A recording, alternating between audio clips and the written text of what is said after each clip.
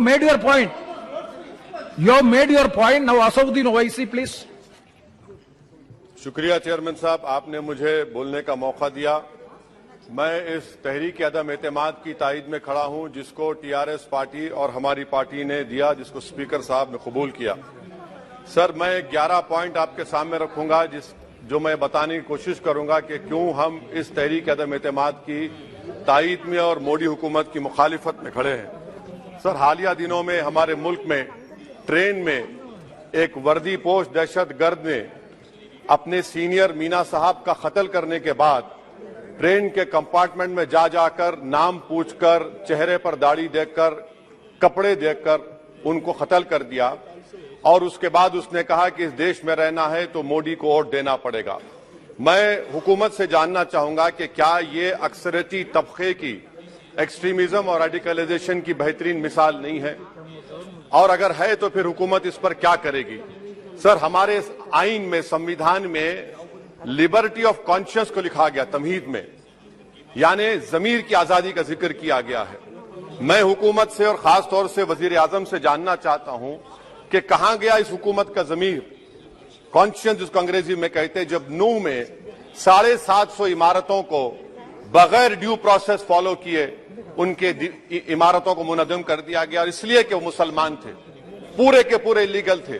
इसीलिए पंजाब की हाईकोर्ट, हरियाणा की हाईकोर्ट ने कहा कि ये एथनिक क्लेंसिंग है। इसकी एक बेहतरीन मिसाल है उस हुकूमत की। तीसरी है कि इस मुल्क में एक नफरत का माहौल, बल्कि एक आतिश को पैदा कर दिया गया, मुसलमानों के खिलाफ नफरत का माहौल। ये 9 साल का इनका ये कारनामा है। तीसरा सर, मणिपुर के ताल्लुक से कल बड़ा लंबा जवाब वजीर दाखिला ने दिया। सर, आसाम राइफल के ऊपर केस बुक हो जाता है, एफआईआर हो जाता है। क्या हो रहा है वहां पर? कहां गया आपका कॉन्शियस, कहां गया आपका जमीर जब वहां की महिलाओं की अस्मत रेजी की जा रही है? और आप मुख्यमंत्री को नहीं हटाना चाहते इसलिए क्योंकि वो कोऑपरेट कर रहा है। सर, मैं हरियाणा और मणिपुर के वजीर आला के लिए किसी शायर ने अच्छा कहा था कि कुर्सी है तुम्हारा ये जनाजा तो नहीं, कुछ कर नहीं सकते तो उतर क्यों नहीं जाते। आखिर कहां गया? उन ताबूतों में खो गया कि आपका कॉन्शियस, आपका जमीर, जहां पर 50,000 लोग बेघर हो गए, यानी 6 लाख हथियारों को लूटा जा रहा है। आखिर कौन सा आप इंचार्ज वहां पर हैं? सर, 4था पॉइंट, हिजाब को एक मसला बना दिया गया और मुस्लिम बच्चों को तालीम से महरूम कर दिया गया। क्या ये आपका लिबर्टी ऑफ कॉन्शियंस है? कहां गया आपका जमीर? सर, अभी आपने फाइनेंस मिनिस्टर साहबा ने कहा, यहां पर डीएमके के मोहतरमा कनीमोजी ने महाभारत के द्रौपदी का जिक्र किया। मैं ये पूछना चाहता हूं, बिल्किस बानो इस देश की बेटी है या नहीं? जिस बिल्किस बानो को 11 लोगों ने रेप किया, प्रेग्नेंट थी, उसकी मां का रेप किया, उसकी बेटी को कत्ल कर दिया, उसकी मां का कत्ल कर दिया, आपने कातिलों को रिहा कर दिया। ये आपका कॉन्शियंस है? ये आपका कॉन्शियंस है? आप तो मेजोरिटेरियन पॉलिटिक्स को फरोग दे रहे हैं। सर, चौथा, आज चाइना के ऊपर कोई नहीं बोलते हैं। प्रधानमंत्री मोदी ने उस वक्त 2013 में जब प्रधानमंत्री नहीं थे कहा था कि समस्या बॉर्डर पर नहीं, दिल्ली में है। अगर हम अपनी जमीन पर हैं तो डिसएंगेजमेंट क्यों कर रहे हैं? क्या आज चीन हमारी जमीन पर नहीं बैठा है? क्या आज चीन से आप बातचीत कर रहे हैं? आप डिसएंगेजमेंट कर दिए। बताइए डी एस्केलेशन, डी इंडक्शन कब होगा?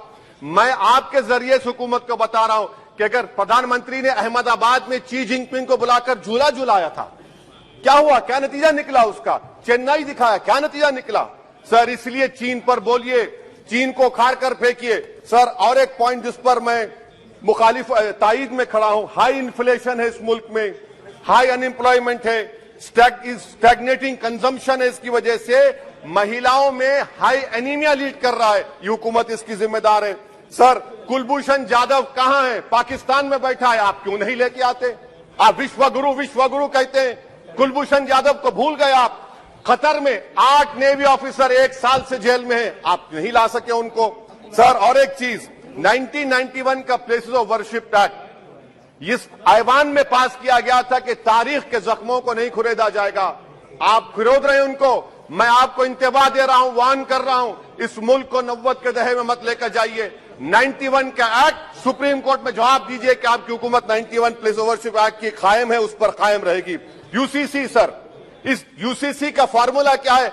एक मुल्क में एक मजहब, एक कल्चर, एक जबान, ये तो डिक्टेटरों का फॉर्मूला है।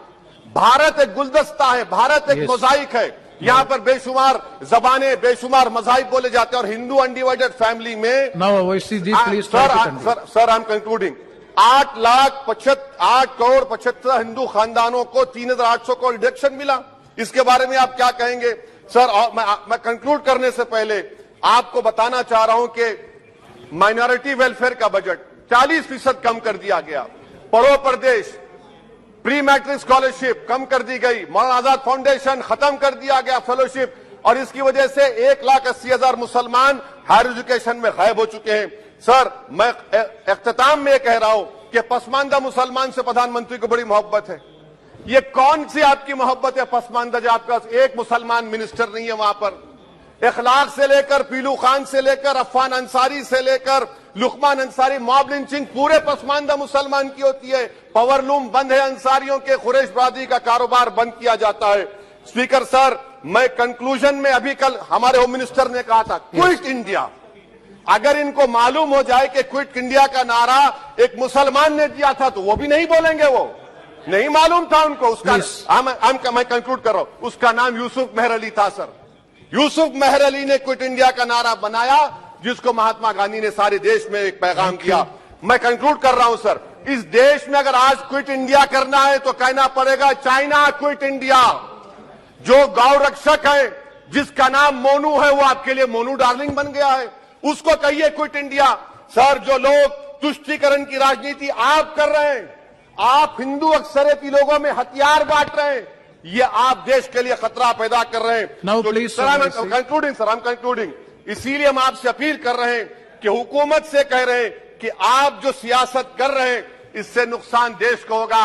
प्रधानमंत्री जब खड़े होकर जवाब देंगे, हम उनसे पूछना चाह रहे हैं, पॉइंटेड क्वेश्चन है, क्या देश बड़ा है या हिंदुत्व गोलवालकर की आइडियोलॉजी बड़ी है? मैं इस तहरीक अदम एतमाद की तायद में खड़ा हूं और हुकूमत की मुखालिफत में। सर, एक आधा मिनट सर, दो लोग, दो महाज है इस मुल्क में, एक चौकीदार है, एक दुकानदार है।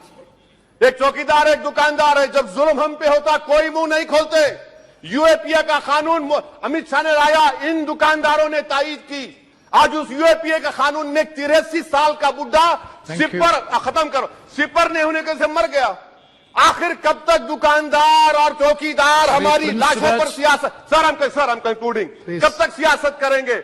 अगर आप जुल्म के खिलाफ आवाज नहीं उठाएंगे तो आपकी दुकानदारी नहीं चलेगी, चौकीदार को बदलेंगे, धन्यवाद श्री तीसरा महाज करेगा। शुक्रिया सर।